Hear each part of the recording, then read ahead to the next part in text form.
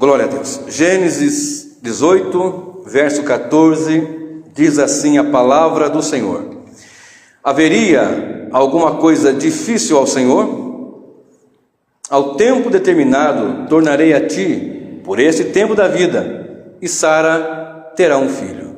Amém? Amém. Pode sentar, meus irmãos. Esse texto, esse versículo, no seu contexto, é a passagem onde o Senhor envia, o Senhor vai, na verdade é uma teofania ali, mais 2 anjos, e fala com Abraão, e que ainda era Abrão, e Deus lhe confirma, lhe promete um filho, né? E ele disse assim: o Senhor, e disse o Senhor a Abraão: por que riu Sara? Porque ela tinha rido, porque havia ouvido a conversa deles, dizendo: na verdade darei eu a luz ainda havendo já envelhecido? A resposta foi essa, uma pergunta retórica: haveria alguma coisa difícil ao Senhor? Porque Abraão já era idoso, e Sara, além de ser idosa, ela também era estéril. Então havia 2 dificuldades ali: a fisiologia já não cooperava, e havia o problema de saúde dela mesmo, desde sempre, porque ela era estéril. Aí a pergunta retórica do Senhor foi essa: haveria, porventura, alguma coisa demasiadamente difícil ao Senhor? Ou haveria alguma coisa impossível para Deus? Era isso que estava querendo dizer aqui. Da mesma forma, nós encontramos escrito no livro de Mateus 19, 26, a partir do verso 26, Marcos 10, a partir do verso 27, Lucas 18, a partir também do verso 27, essa mesma palavra, essa mesma expressão em outras palavras, dizendo: para Deus todas as coisas são possíveis. Aquilo que é impossível para o homem é possível para Deus. Quando nós olhamos para também Lucas 1,37, quando o anjo anuncia a Maria a vinda do Senhor Jesus, e fala que Isabel também está grávida de 6 meses, sendo ainda assim uma coisa difícil, impossível. Aí ela diz assim: olha, haveria alguma coisa, aliás, para Deus todas as coisas são possíveis. Então nós temos uma série de passagens bíblicas, separei aqui 2, 3 ou 4, mas existe uma série de passagens bíblicas afirmando e confirmando que para Deus todas as coisas são possíveis. Tudo é possível ao que crê, diz o Senhor Jesus. Aquele que confia no Senhor tem expectativa nele. Ele é o Deus das impossibilidades. Ele é o Deus que pode fazer o mar se abrir. Ele é o Deus que, segundo a palavra nos informa, que pela sua palavra criou os mundos, criou os céus e a terra. A Bíblia nos informa que pela palavra Deus fez todas as coisas. Então o homem tem uma das características do Senhor, que é a de criar. O homem cria a partir de alguma coisa. O homem pega uma madeira, pega uma árvore, corta a madeira, faz um banco, faz uma mesa, faz um violão, por exemplo.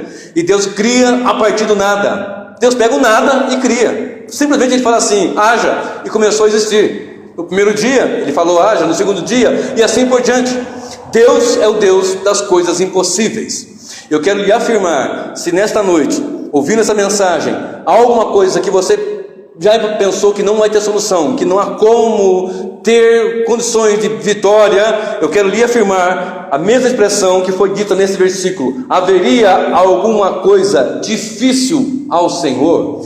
Haveria alguma coisa que nós podemos dizer assim: bom, isso daí Deus não pode fazer. Ora, isso aqui não dá para Deus. Não tem o que Deus não possa fazer. Deus é o Deus das coisas impossíveis. Nós estamos aqui nesta obra, lutando aqui nesse trabalho, e só pela misericórdia do Senhor nós estamos aqui. Hoje pela manhã, o irmão mandou uma mensagem, o irmão que eu tenho ele no meu WhatsApp, ele fez contato comigo através do meu canal também, e no YouTube, né? E o nome dele é Reginaldo, né? Ele mora no Jardim Ângela, lá em São Paulo. Ele é carreteiro, trabalha com aquelas carretas de trem, carregando grãos, sabe, soja, milho, essas coisas. Cada vez que eu falo com ele, está num canto e manda foto: ô pastor, estou aqui, ó. Hoje mandou a foto, estava lá na Bahia, esqueci o nome da cidade, na Bahia. Outro dia está no Mato Grosso, outro dia está não sei na onde. Então ele fica viajando para baixo, para cima com a carreta. E eu confidenciei a ele algo que há muito tempo tinha no meu coração, e que eu só falei para minha esposa, e creio que para meus filhos, que eu tinha um desejo, não tenho, né? Um desejo muito grande Se Deus me desse condições, tem que ser muito dinheiro também para isso, para ter uma carreta, palco, aquelas carretas palco para fazer cruzada evangelística.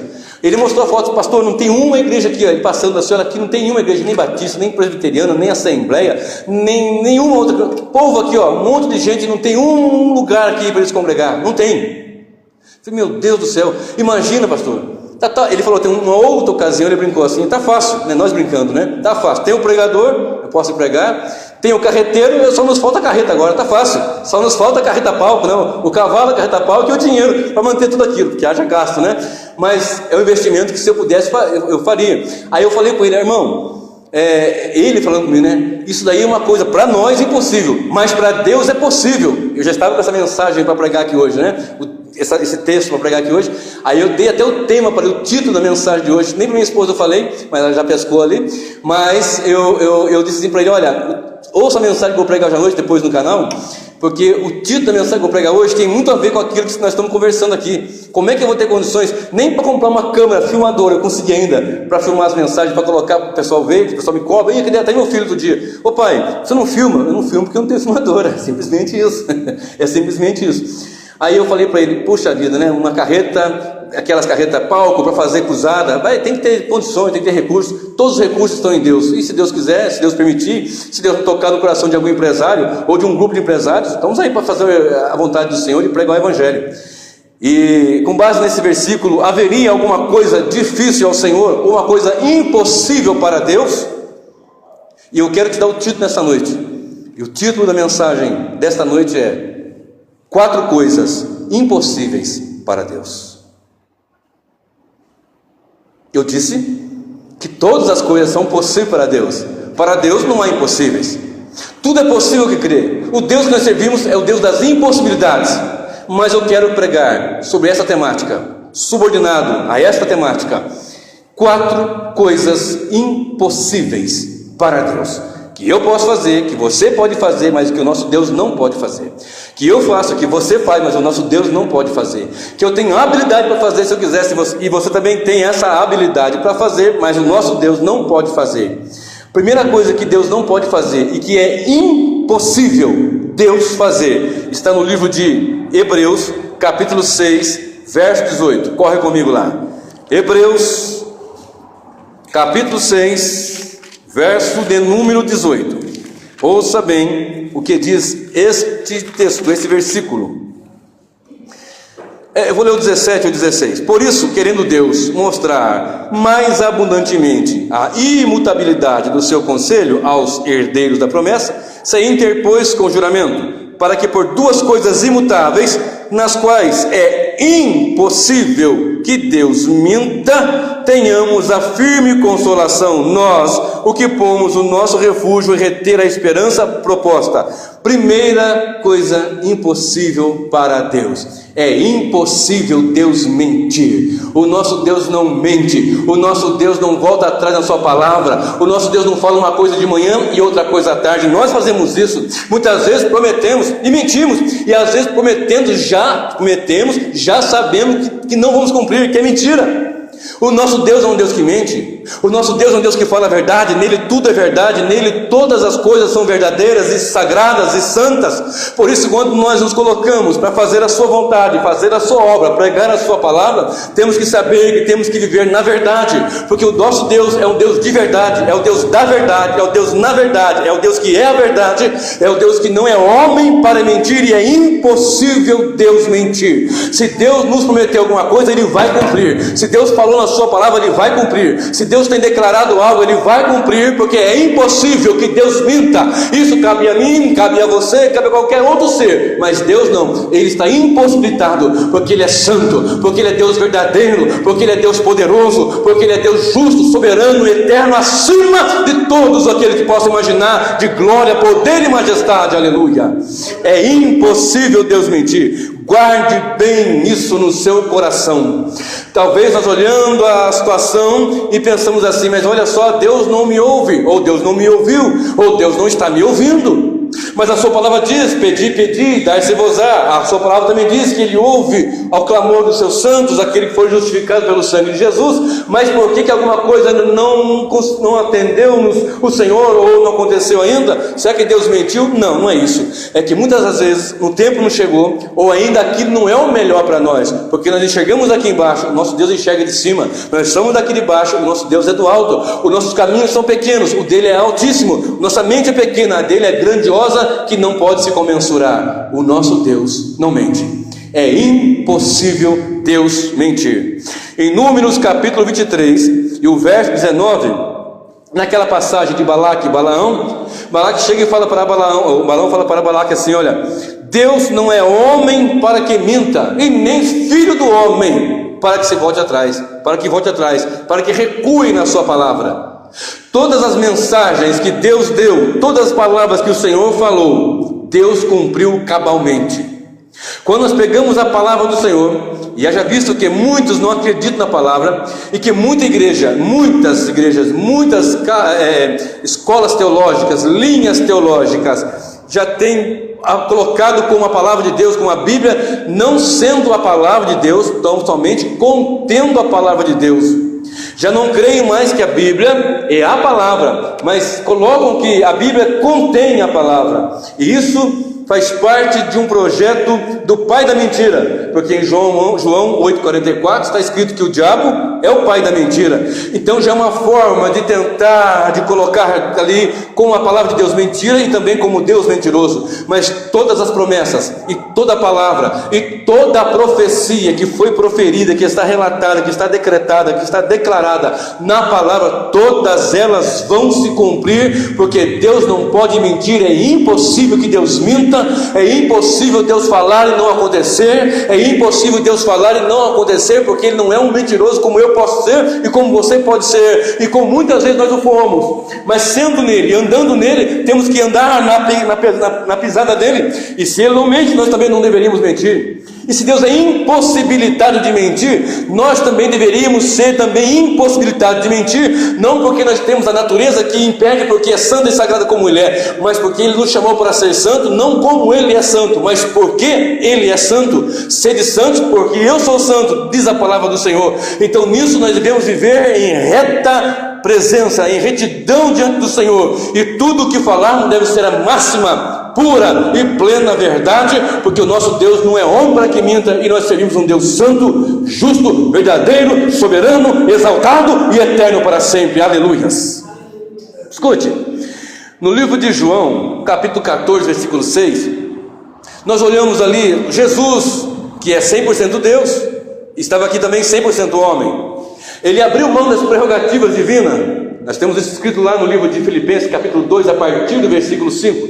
Ele abriu mão das prerrogativas divinas para ser homem como nós, em corpo físico, que chora, que sente dor, que sente fome, que sente cansaço, que sente sede. Mas ele veio para morrer, porque o salário do pecado é a morte. Então ele precisava morrer para sanar o problema do pecado e promover a graça, que é muito mais abundantemente, porque onde abundou o pecado, superabundou a graça. Não que por conta disso vamos ver pecando, porque quem vive pecando é escravo do pecado. E por conta dessa graça, ele veio 100% homem. Ora, mas eu acabei de ler em Números 23, 19, que Deus não é homem para que minta. Ora, Deus não é homem, mas Deus se fez homem, e se humilhou até a morte, e morte de cruz.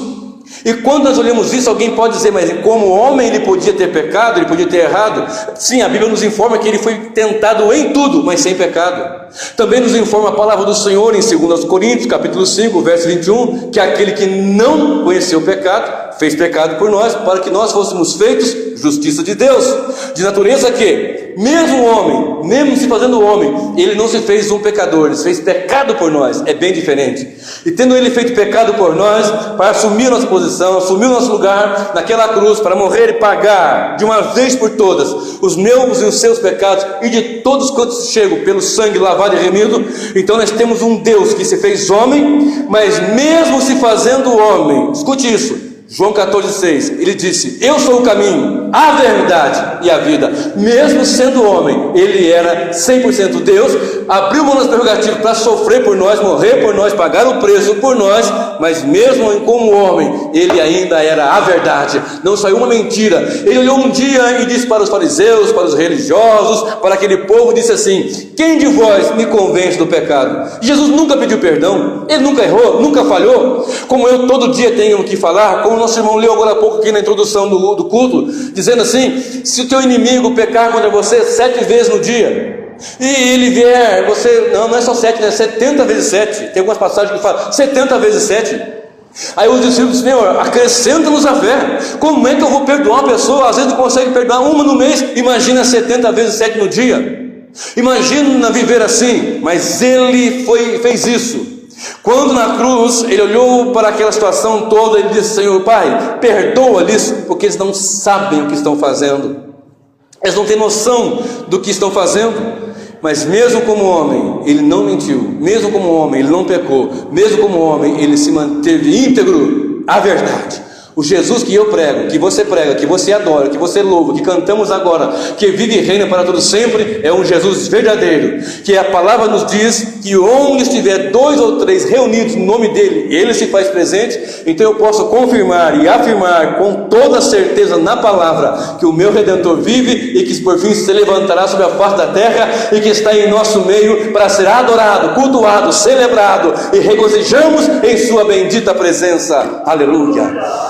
Glória a Deus, aleluia, glória a Deus. Quando nos dobramos em oração, ele está ali do nosso lado. Quando nos juntamos numa casa para cultuar, para servir ao Senhor, para celebrar a Deus, ele está ao nosso lado. Ele não é mentiroso. No momento da angústia, da aflição, das tribulações, das grandes adversidades, ele está ao nosso lado, porque ele não é mentiroso. É impossível Deus mentir.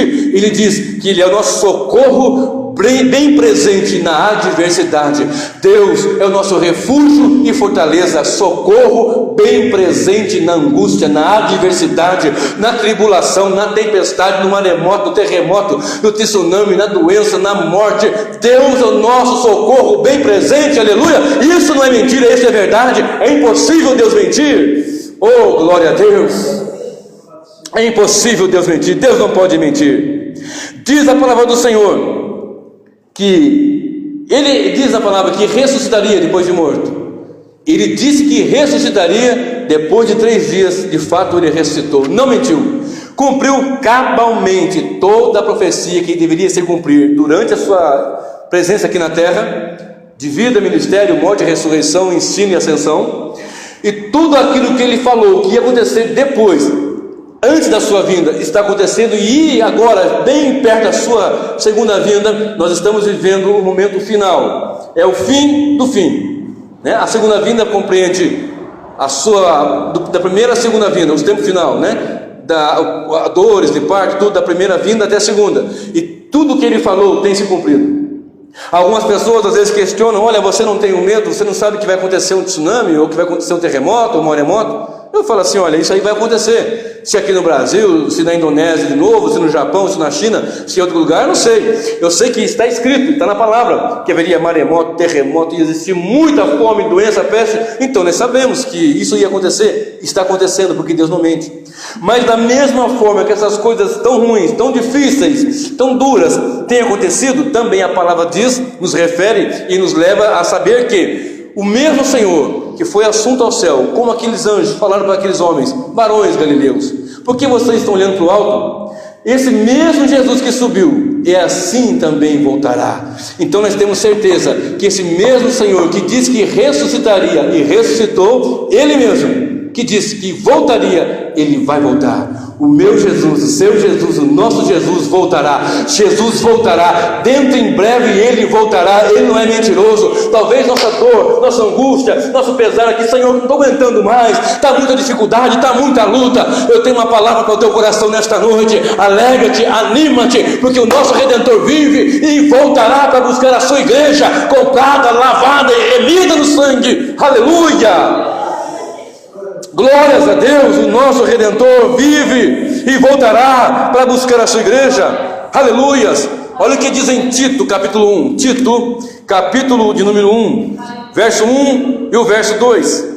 Paulo, servo de Deus e apóstolo de Jesus Cristo, segundo a fé dos eleitos de Deus e o conhecimento da verdade, que é segundo a piedade, em esperança da vida eterna, na qual Deus, que não pode mentir, prometeu antes dos tempos dos séculos. O Deus que não pode mentir prometeu uma viva esperança para a igreja. O Deus que não pode mentir prometeu que voltaria e que voltará. As massas aí fora não tem mais expectativa, não tem perspectiva, não tem esperança. Muitos que se dizem cristãos, servos de Deus, crentes, igreja, povo do Senhor, já não tem mais essa esperança, não tem mais a perspectiva do retorno do Senhor. Muitos já têm por tardia demais e que não vai acontecer, e que isso aí apenas é uma conversa. Muitos na televisão dizem que a palavra do Senhor é apenas um livro retrógrado, um livro empoeirado e que cheira a mofo. Mas para nós não, para nós há uma viva esperança. O nosso Deus que nós pregamos, adoramos e glorificamos é um Deus que não pode mentir, em esperança da vida eterna, a qual Deus que não pode mentir prometeu antes dos tempos dos séculos. Meu amado, servo do Deus vivo, entenda isso: o nosso Deus não é um Deus mentiroso. O nosso Deus vive e reina e voltará para buscar os seus eleitos, o seu povo, um povo seu, zeloso e de boas obras. Primeira coisa, Deus, é impossível Deus mentir. Segundo, é impossível Deus não se agradar de quem se aproxima dele com fé. Olha para Hebreus capítulo 11. Hebreus capítulo 11, versículo de número 6. Hebreus 11, verso de número 6. Olha só o que diz a palavra do Senhor. Leamos. Hebreus 11, verso 6. Ora, sem fé é impossível agradar a Deus, porque é necessário que aquele que se aproxima de Deus creia que Ele existe e que é galardoador daqueles que o buscam, dos que o buscam. Repito, ora, sem fé é impossível agradar-lhe. A maioria das versões diz agradar a Deus. Ora, então o inverso é verdadeiro também. Se sem fé é impossível agradar a Deus, com fé é impossível que Deus não se agrade de nós, porque Ele é galardoador daqueles que o buscam, daqueles que se aproximam dele. Então é uma verdade aqui muito clara: se é impossível agradar a Deus sem fé, então se eu chego sem fé, eu vou agradar como? Não tem como. Mas se eu chego diante do Senhor com fé, Ele fica impossibilitado, digamos assim, de não se agradar de nós.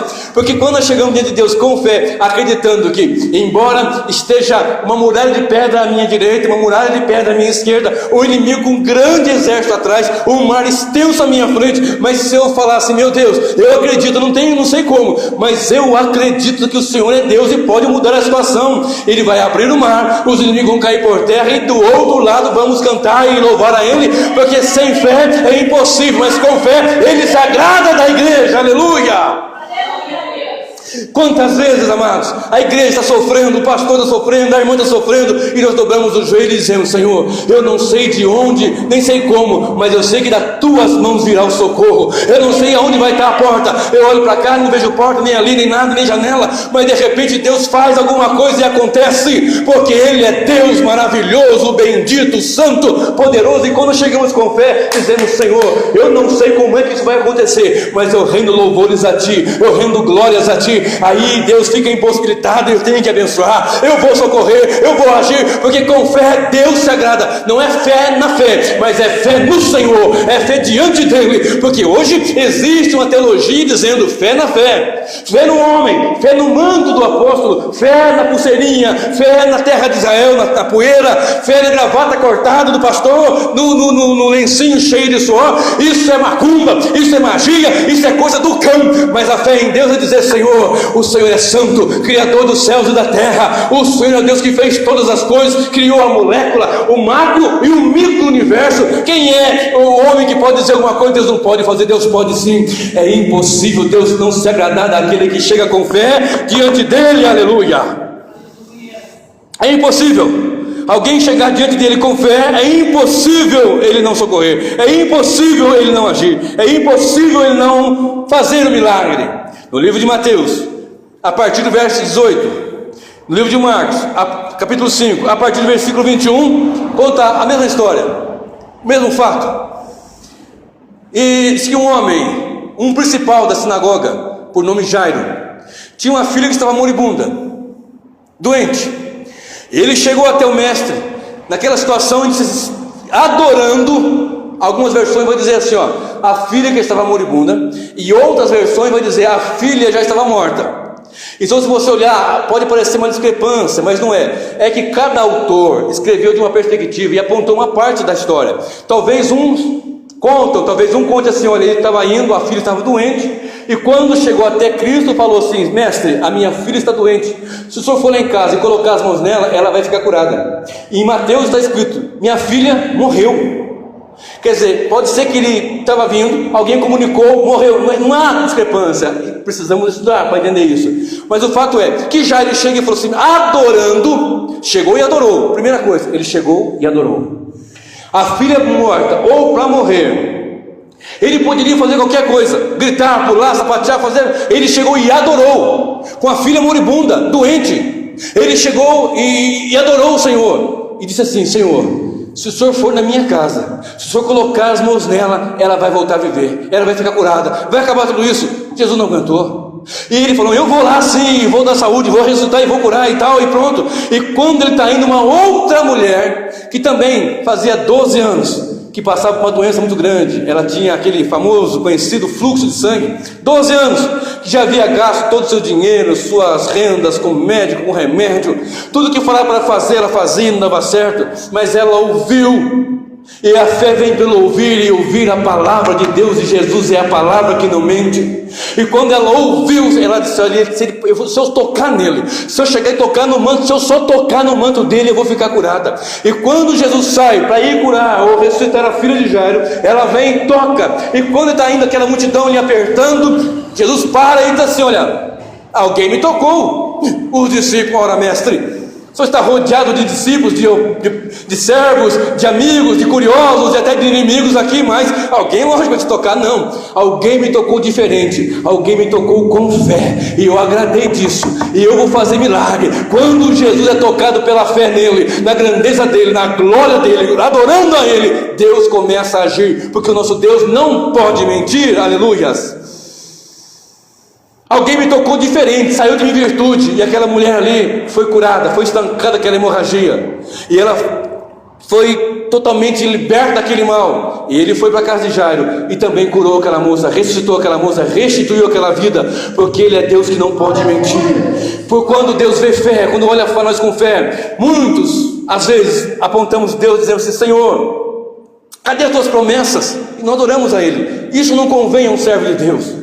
Mesmo em angústia, em tribulação, mesmo não entendendo, mesmo com o pau quebrando, a igreja do Senhor, nós, servos dele, devemos nos dobrar, levantar as mãos e adorar, e fazer como Jó: eu sei que o meu Redentor vive, e que por fim levantar-se-á sobre a face da terra. Oh, aleluia! Não é outro, pode falando de mim aqui.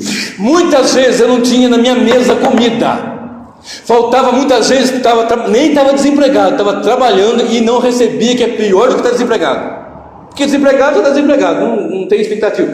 Mas trabalhando, patrões ali, enfim, não vou entrar no detalhe. Mas não recebia. Eu falei: meu Deus, como é que vai ser? Filhos pequenos, comida na mesa, a conta, a luz, né? Aquela coisa toda. Mas eu me lembro que uma vez eu estava numa situação dessa, terrível. Morava em São José dos Campos, na Zona Norte. E era uma noite, e eu falei assim: não estou trabalhando, o patrão não paga, e não faltava dia, enfim, trabalhando. Aí eu falei: meu Deus, todos foram deitar, e eu comecei a orar. Eu falei: Senhor, abri meus armários, nunca esqueci disso, e comecei a orar: Senhor, olha aqui meu armário, como é que está, Senhor? Está vazio, mas em nome do teu filho Jesus, eu creio que o Senhor vai fazer um milagre. Eu não sei como, mas o Senhor vai fazer, e eu te glorifico, porque o Senhor é Deus, mesmo com meus armários vazios. Aí eu comecei a abrir, eu fiquei com aquela fé, eu fiquei ali, meu Deus, me foi dando uma alegria no meu coração, aquela presença do Senhor, porque estou trabalhando, Senhor, não sou vagabundo, levanto cedo, trabalho, luto pelo meu pão, e eu estou aqui, Senhor, passando essa dificuldade, mesmo assim eu te glorifico, Senhor, mas eu preciso, porque eu tenho filhos pequenos, sou provedor aqui da casa, e na ocasião eu tinha 2 filhos, e eu abri a geladeira, parecia uma piscina, só tinha água, mais nada. Olhei para o armário, eu lembro que só tinha alimento para o dia seguinte, o restinho que tinha só daria para o almoço do dia seguinte. Falei, meu Deus, e agora? É orar e adorar a Deus. Jairo chegou primeiramente, adorou. A mulher do fluxo de sangue chegou primeiramente, adorou. E quando eu estava adorando o Senhor, eu orei ali com fé, acreditando no milagre. Porque eu não coloco Deus numa caixinha de fósforo. Deus pode fazer milagres ainda, Ele faz. Ele pode operar maravilhas, sinais e prodígios. Mesmo se Ele não fizer, nós vamos adorar e glorificar. Nós oramos para que Ele abra a porta, para que Ele cure, para que Ele liberte, para que Ele transforme. Mas independente do que Ele faça, bendito seja o nome do Senhor. Adorar e glorificar em qualquer circunstância, em qualquer situação. E naquela noite eu fui me deitar e levantei no dia cedo e disse que eu ia fazer compra. Eu me lembro que eu tinha 25 centavos na minha carteira, era tudo que eu tinha. E me perguntaram, mas vai fazer compra como? Eu vou fazer compra porque o meu Redentor vive e por fim se levantará sobre a face da terra. E eu fui a pé, da onde eu morava até o centro da cidade, onde tinha um banco, era coisa de 7 quilômetros, 6 quilômetros. Eu fui a pé. E minhas crianças falaram assim, bom, já que você vai fazer compra, pai, então traz chocolate pra gente, traz bis, traz chocolate, traz bala. Eu falei, vou trazer. Imagina, Marcelo, criança, você né? Pediu, você fala que vai dar, não dá, fica doente. Fica doente. Eu fui até o banco, falei, meu Deus, né? Tinha 2 pessoas na minha frente, foi o primeiro, depois foi o segundo, aí eu cheguei lá, Senhor, ai meu Deus do céu, eu creio. Coloquei o cartão, digitei a senha, estava o dinheiro, eu disse, não acredito. Ué, antes não tinha, eu queria, quando tinha, eu disse, não acredito, está aqui o dinheiro. Está entendendo? O patrão havia depositado. Às vezes acontece isso. Eu creio, Jesus. Eu creio. Aí quando eu chego, não acredito. Meu Deus do céu. Né? Mas eu falei, meu Deus do céu. O patrão pagou. Oh, glória a Deus. Aí fui no mercado e comprei aquilo tudo. Ah, um detalhe. Antes de dormir, eu abri a geladeira. Bom, já que eu estou cheio de fé, né? Eu vou profetizar aqui, Senhor Jesus, no teu nome, hein? No teu nome, Senhor. As coisas, vou falando, né? Arroz, feijão, açúcar, abrir geladeira, tal coisa. Iogurte, não sei o que eu gosto um pouquinho de iogurte, né, mano? E tal coisa. Aí eu falei, queijo Minas, eu gosto de queijo Minas. Sabe queijo branco? Queijo Minas? Queijo Minas. Tudo bem, e fui no mercado. E comprei as coisas, comprei a bala para a criançada, Aí fui pegar o queijo, não peguei. Não sei por que não quis pegar. Aí, não peguei. Peguei tudo que eu falei que ia pegar, tudo que eu tinha orado, agradeci a Deus, louvei o Senhor. Chegou a compra, a criançada pulou no meio da bala, no chocolate, no chiclete, foi uma festa tremenda. E não comprei o queijo. Mais tarde, de noite, 7h30, 8 horas, alguém bateu no portão. Fulano, olha, eu ganhei um monte de queijo lá. Eu vim trazer uns 2 para você aqui, porque estava na lista daquela bênção, daquela oração que eu havia feito. Bendito seja o nome do Senhor. O nosso Deus ouve, o nosso Deus se agrada daqueles que com fé chegam nele. É impossível Deus não se agradar daquele que com fé chega diante dele. Mateus 8, verso 1, depois que o Senhor pregou, em Mateus 5, 6 e 7, o sermão do monte, deu tremendas instruções. Quando chega no capítulo 8, ele vai descendo do monte, vai um leproso falar com o Senhor, e quando ele vai falar com o Senhor, ele prostra-se, adora a Deus, dizendo, Senhor, se quiseres, pode tornar-me limpo. Primeiro ele adorou, Senhor, se o Senhor quiser, o Senhor pode me curar. Se o Senhor vai curar, eu não sei, mas eu já estou te adorando, porque poder para isso o Senhor tem, poder para isso o Senhor tem, poder para isso o Senhor tem, aleluia. Eu vou te adorar, mesmo sabendo que pode ser que o Senhor não faça, mas porque o Senhor é santo, é grande, é glorioso, é soberano, Ele é exaltado. Então ele chegou e disse para o Senhor, se quiser, Jesus disse, quero, seja limpo. Ele ficou limpo e adorou mais ainda e glorificou. Por quê? Porque há poder no nome, há poder no sangue, há poder na palavra. Glória a Deus.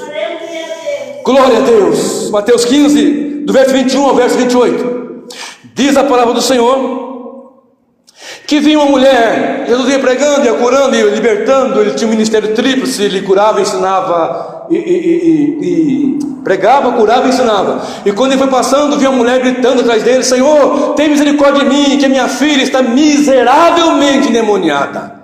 Senhor, tem... E Jesus indo. E eu: Senhor, tem misericórdia de mim, porque a minha filha está miseravelmente endemoniada. E ele continuou indo, não deu ouvido para ela, e continuou andando. Aí ela vinha atrás: Senhor. Aí eu disse: Senhor, despede ela, faz uma coisa para ela, Senhor, faz um milagre para ela, para que ela vá embora. O Senhor simplesmente disse assim: olha, eu não fui enviado senão à casa de Israel.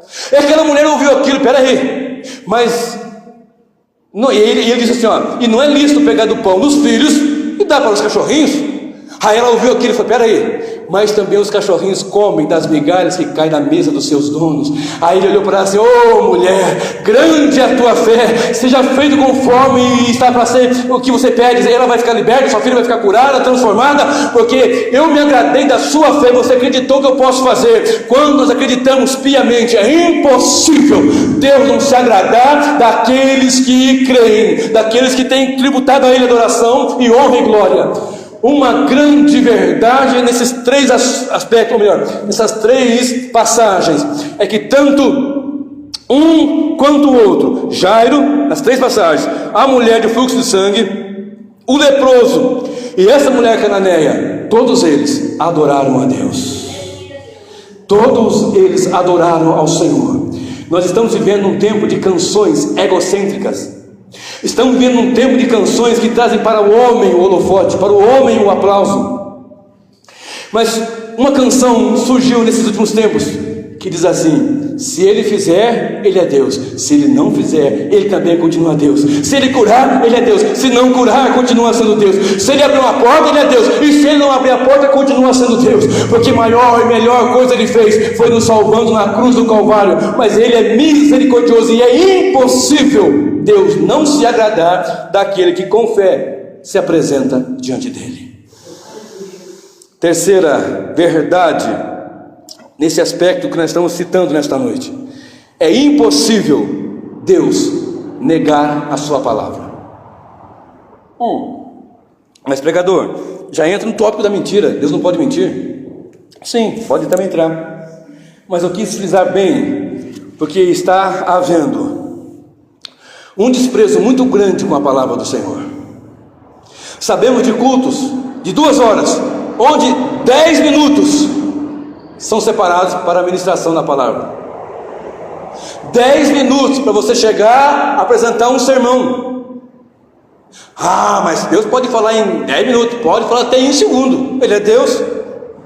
Mas há pregadores preguiçosos, há pregadores descompromissados, há pastores e pregadores que estão corrompendo-se, sendo corruptores até, e corrompem-se e corrompem outros, dizendo que não precisa de tudo isso.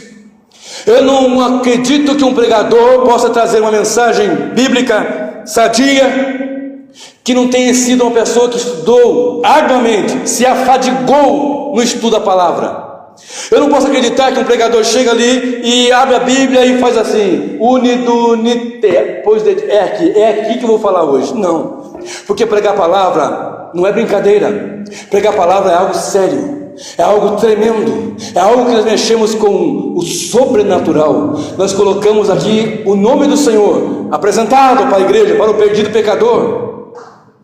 John Wesley, um grande avivalista nos séculos passados, ele pregou mais de 600 sermões, dos quais só 6 dele, mais ou menos, foi na igreja. O resto foi tudo lá fora, pregando para o perdido pecador. Outros grandes servos do Senhor pregaram multidões de sermão, horas e horas estudando, aplicados, debruçados na palavra, a estudo da palavra, para conhecer mais e mais de Deus, para transmitir para o perdido pecador, para apresentar essa palavra imutável, essa palavra que não pode voltar atrás. Leia comigo Isaías, capítulo 55. Deus não pode, é impossível Deus negar a sua palavra. Isaías capítulo 55, versículo de número 11, versículo 11 de Isaías 55: assim será a minha palavra que sair da minha boca, ela não voltará para mim vazia, antes fará o que me apraz e prosperará naquilo para que a enviei. Sabe por que às vezes, amados, nós não vemos conversões, pessoas sendo transformadas nas ruas, nas praças, nas vielas? É porque nós não estamos pregando a mensagem salvífica. Muitas vezes as mensagens, elas são recheadas de misticismos. Muitas vezes as pregações, elas são recheadas de egocentrismo, de coisas do homem, de amuletos, de tantos arquétipos, de tanto subterfúgio humano, e não apresentamos a pura e simples e eficaz, operosa palavra de Deus. Experimente anunciar essa palavra para o perdido pecador, para você ver o que vai acontecer com ele. Charles Finney, em uma ocasião, ele pregou 28 dias seguidos, pregando numa certa região, e ali as pessoas iam noite após noite. Ele não fez um apelo, aquele apelo, quer aceitar Jesus, levante a mão, venha à frente. Não, foi pregando, não pregou nada mais de que você precisa se converter, se arrepender, senão você vai para o inferno. Não pregou nada mais do que isso. Há um Deus que perdoa, mas também que julga. Há um Deus de misericórdia, mas tem um dia determinado para o juízo. 28 dias pregando, ao ponto da alma daquelas pessoas está explodindo de vontade de Deus, e tanto eles ouvirem a mensagem, a palavra dele, dizerem: eu preciso deste Deus, tem misericórdia de mim. Nós não temos mais tido tempo com a palavra, temos muito tempo com a internet, com o Facebook, com o WhatsApp, com tudo, mas não temos tido tempo com a palavra como deveríamos ter. E quando nós olhamos para a palavra, que é impossível Deus negá-la, é impossível Deus voltar atrás da sua palavra, muitas das vezes nós não estamos anunciando essa palavra, estamos deixando de alimentar o rebanho do Senhor, estamos deixando de falar para aqueles que estão lá fora das grandes verdades da palavra do Senhor. Quantas pessoas estão se matando nessa hora, porque não tem mais esperança de vida? E se nós chegarmos e dissermos para ele: olha, há uma esperança para o homem, e a esperança é Cristo Jesus. Há uma esperança para o ébrio, para aquele que fuma, para aquele que usa droga, para aquele que está em trevas tremendas. Há uma esperança. O Evangelho é uma esperança. Se o homem não se converter, não se arrepender, é o inferno que lhe aguarda. Mas há uma esperança, e a esperança é Cristo. Jesus é o Senhor, é o que perdoa, é o que lava, redime, resgata, restaura e opera maravilhas. Aleluia!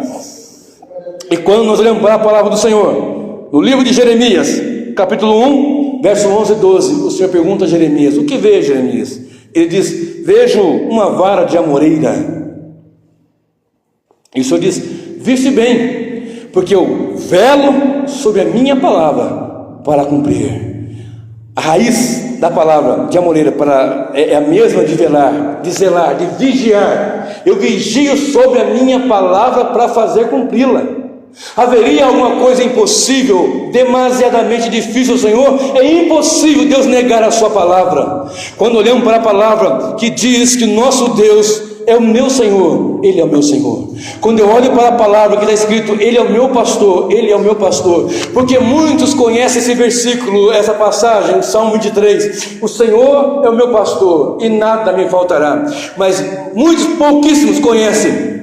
Conhece? O Senhor é o pastor, há a expressão, mas não conhece o pastor que está ali apresentado. Não conhece o pastor que cuida da igreja, que cuida do rebanho, que sustenta a igreja, que livra o rebanho, que guarda dos males, que protege, e que com sangue lavou e remiu a sua noiva, a sua igreja.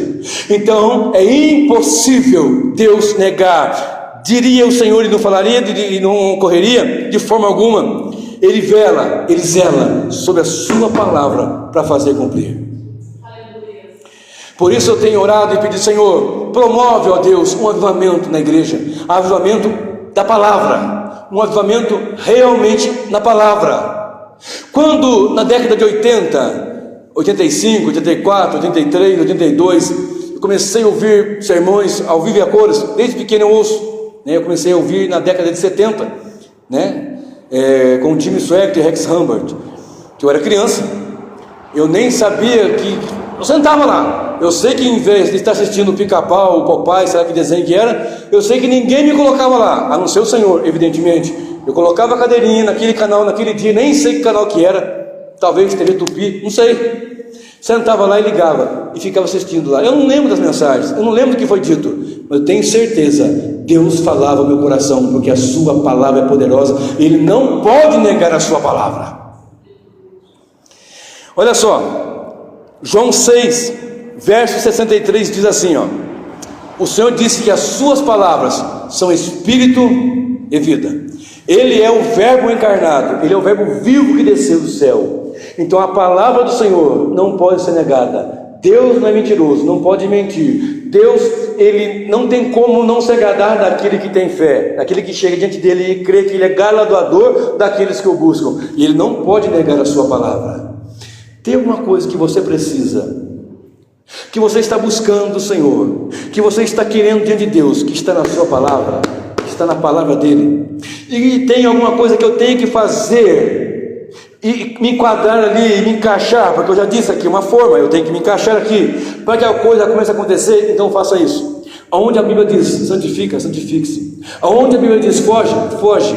Aonde a Bíblia diz, acalma, acalma. Aonde ela fala, fica, fica. Onde ela manda ir, vai. Cumpre isso aqui e verás o que Deus vai fazer na sua vida, na sua casa, no seu lar, no seu ministério, na igreja, para a honra e glória do Senhor. Sabe por que muitas igrejas estão acabando? Porque não tem mais oração. Tem muito show, muito espetáculo, muitas atividades sociais, mas pouquíssimas horas de oração, de debruçar diante do Senhor e clamar: Senhor, aviva a tua obra no meio dos anos, de clamar e debruçar: Senhor, usa os pregadores, usa os pastores, usa esses irmãos e servos do Senhor. Mas estão se acabando. Mas quando nós colocamos a entender que a palavra do Senhor é espírito e vida, então começamos a ver a glória de Deus se manifestar. Colossenses 3,6 diz assim, só essa frase: a palavra de Deus habite em vós abundantemente. A oração de Paulo era essa: que a palavra de Cristo habite em vós, more na igreja, more dentro de nós. Nós somos a igreja, não as paredes, nós. Que a palavra de Cristo habite em vós abundantemente. O que é abundantemente? Muito, bastante, até transbordar. Porque muitos estão abundando do Corinthians e só fala do Corinthians, abundando do Flamengo, só fala do Flamengo, abundando do Palmeiras, só fala do Palmeiras, abundando da política, só fala da política, abundando do PT, do PSDB, do sei lá quantos aí que tem, porque a boca fala do que está cheio o coração. Agora, se Cristo habitar em você e em mim abundantemente, nós vamos falar de manhã até a tarde: Jesus é o Senhor, Jesus é o Salvador, Jesus Ele liberta, Jesus transforma, Jesus socorre, Jesus voltará, Jesus voltará, Jesus voltará, aleluia! É impossível Deus negar a sua palavra. E para nós encerrarmos, quarta impossibilidade, quarta coisa que Deus não pode fazer, é impossível, Deus não vai conseguir fazer. Deus não vai conseguir fazer. É impossível Deus desprezar um coração quebrantado e contrito. Salmo 51, 17, vamos lá? A oração de Davi, depois que havia pecado, no caso de Batseba, onde ele promoveu a morte do marido dela, porque havia traído, porque havia feito tudo aquilo que vocês conhecem. E quando chega no capítulo 50, no Salmo 51 e o verso 17, diz assim a palavra do Senhor: os sacrifícios para Deus são espírito quebrantado, a um coração quebrantado e contrito não desprezarás, ó Deus. É impossível Deus não se agradar, não ter misericórdia, não salvar, não socorrer, não atender, não olhar para um coração quebrantado e contrito. Quando nós chegamos arrogantes diante do Senhor: Senhor, eu exijo. É ensinado isso aí. Tem que pôr Deus na parede. É isso ensinado. Temos que coloque Deus na parede e você vai ver o milagre acontecer. Tem um maluco na internet, ele fala assim: eu orei e nem com o nome de Jesus o demônio saiu, mas eu me revoltei, aí o demônio saiu. A revolta desse é maior do que o nome de Jesus, desse maluco. Nem com o nome de Jesus não saiu o demônio, mas eu me revoltei e o demônio saiu. Pessoas que chegam assim com arrogância diante do Senhor: e diz: Senhor, eu decreto. Decreta nada, quem decreta é o Senhor. Eu declaro que vai, declara nada, mas humildemente chegamos e dizemos: Senhor, tem misericórdia de mim, pecador, socorre a minha causa, socorre a minha casa, socorre a minha vida, socorre o meu trabalho, socorre o meu casamento, socorre a minha vida, socorre meu Senhor, porque o Senhor é o advogado, o Senhor é o juiz, o Senhor é o poderoso, é o Senhor que pode, é o Senhor que tem, é o Senhor que age, e nós confiamos em Ti. Bendito seja o nome do Senhor, aleluia. Há um coração quebrantado e contrito. Davi foi orando ao Senhor e falou: Senhor, não imputes o pecado, me limpa, Senhor, como sopro. Senhor, não retira de mim o Teu Espírito Santo, torna da minha alegria da Tua salvação. Quebrantado diante do Senhor, foi impossível Deus não receber.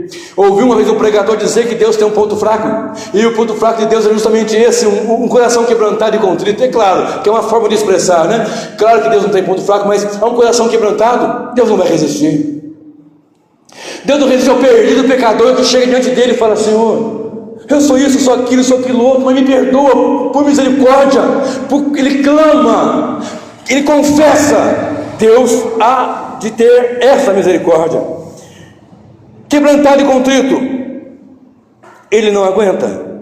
A Bíblia nos diz, a palavra do Senhor nos retrata uma história, uma passagem bíblica.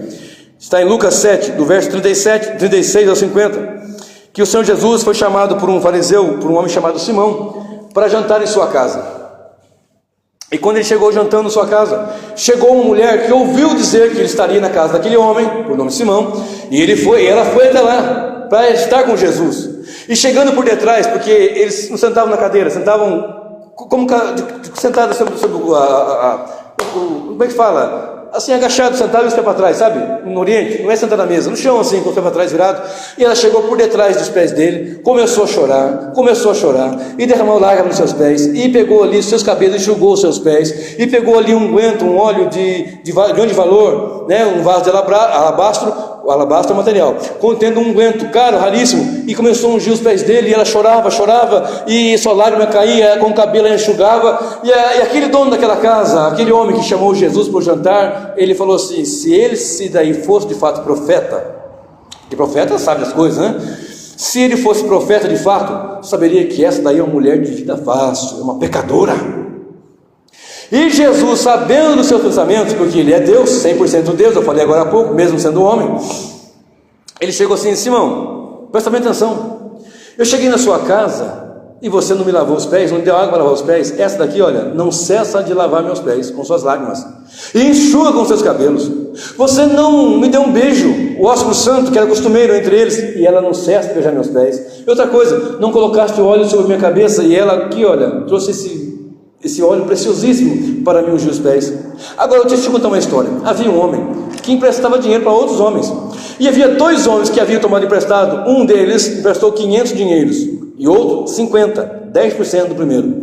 E este homem, e os dois não tinham como pagar, então este homem, que era o credor, ele tinha recursos, ele perdoou a dívida dos dois. Ele pergunta: Simão, qual dos dois vai ser mais grato àquele homem? Certamente aquele que mais foi perdoado. Aí o Senhor falou: isso mesmo, quem pouco perdoa, pouco é perdoado. Mas essa mulher aqui, olha, era uma pecadora tremenda, terrível, com muitos pecados. Mas eu repito, como Paulo disse: onde abundou o pecado, superabundou a graça. A um coração quebrantado e contrito, Deus não despreza. Deus não desprezou aquela mulher, Deus socorreu ela e perdoou os seus pecados, porque é um Deus que tem misericórdia. No livro de Lucas, capítulo 19, a partir do versículo 1, Jesus entrando em Jericó, ia passando, e Zaqueu queria conhecer, queria ver Jesus. Ele de baixa estatura, os irmãos conhecem a passagem, mas ele foi atrás, subiu de uma árvore e viu o Senhor, e o Senhor, aliás, o viu e disse assim: desce aí, Zaqueu, porque eu quero entrar na tua casa, eu vou jantar contigo e vou dormir lá hoje. E ouvindo a palavra, ouvindo o relato, ouvindo o que Jesus dizia, ele foi tão compungido pelo poder da palavra, porque Cristo é a palavra. Por isso devemos estar abundante da palavra do Senhor. Ele falou assim: Senhor, se eu defraudei alguém, eu vou restituir 4 vezes, eu vou mudar minha vida. Foi transformado, foi totalmente mudado, porque um coração quebrantado e contrito, Deus não despreza. Se chegamos com arrogância diante de Deus e dizer: Senhor, o Senhor é obrigado a fazer, porque está escrito aqui, o Senhor é obrigado a fazer, e se Ele apontasse para nós todas as nossas obrigações, não haveria condições. Mas nós chegamos diante dele: Senhor, nós somos pecadores terríveis, nós erramos mesmo, Senhor, nós falhamos mesmo. E seja sincero quando orar. Não faça como Adão. Ah, mas foi a Eva. Ah, mas foi a serpente. Chega e fale: Senhor, eu pequei, porque eu quis pecar. Eu xinguei porque eu quis xingar. Porque tem um negócio aí, né? Eu até falei em alguma pregação minha há poucos dias aí, de pessoas que vão lá, adulteram, e depois falam: mas o senhor sabe como é que é? Não, você foi porque você quis. Você foi porque você quis. Mas há poder no sangue de Jesus até para perdoar os adúlteros, amém? Há poder, e há poder para lavar, limpar, perdoar, aleluia, verdadeiramente. No livro de João, capítulo 8, a partir do versículo 1, Evangelho, tem a passagem da mulher que foi apanhada em adultério. Eu já falei aqui até há poucos dias, que foi levada à presença do Senhor. E eles queriam pegar Jesus, dizendo: olha, ela foi apanhada em adultério, mas ela não tinha que ser levada sozinha, tinha que ser levada junto com uma pessoa que estava com ela. Aí o Senhor olhou para eles e disse assim: olha, se alguém não tiver pecado, atire a primeira pedra. E ela, quebrantada ali, talvez com seu coração apertado, o Senhor olhou para ela: cadê os seus acusadores? Ninguém te condena, nem eu. Vai e não peques mais. Provérbios 28, verso 18. O que confessa as suas transgressões, o que encobre as suas transgressões, jamais prosperará, mas aquele que confessa e deixa alcançará a misericórdia.